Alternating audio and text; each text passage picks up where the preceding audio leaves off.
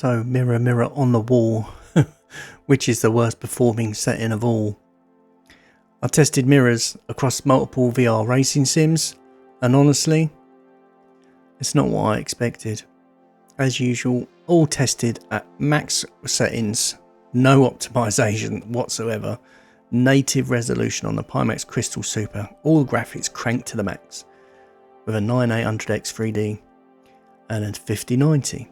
So again, it's not a weak PC problem.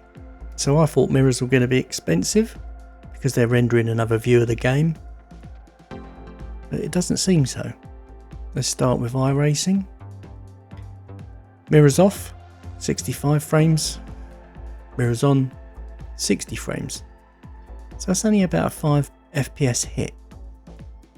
Le Mans Ultimate, 73 frames off, 68 on.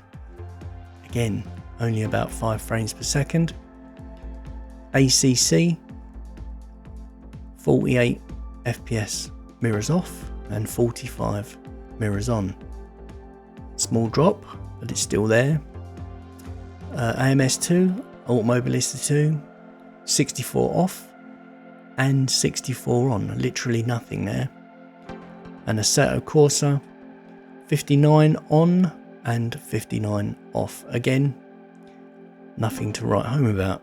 So yeah, mirrors don't hit anywhere near as hard as reflections or anti-aliasing.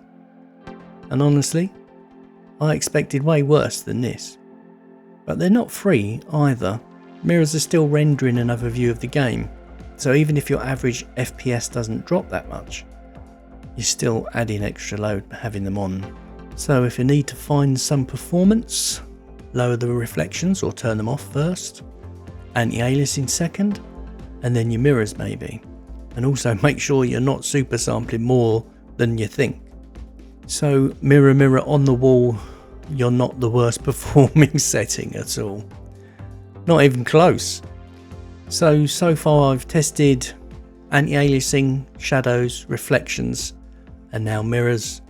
Next, and probably the last in this series, unless you can think of something else I can check, I'm going to look at post-processing, and then I'll pull it all together and put it into a chart of what actually matters, like a cheat sheet, so we can quickly just see what causes performance drops on each simulator.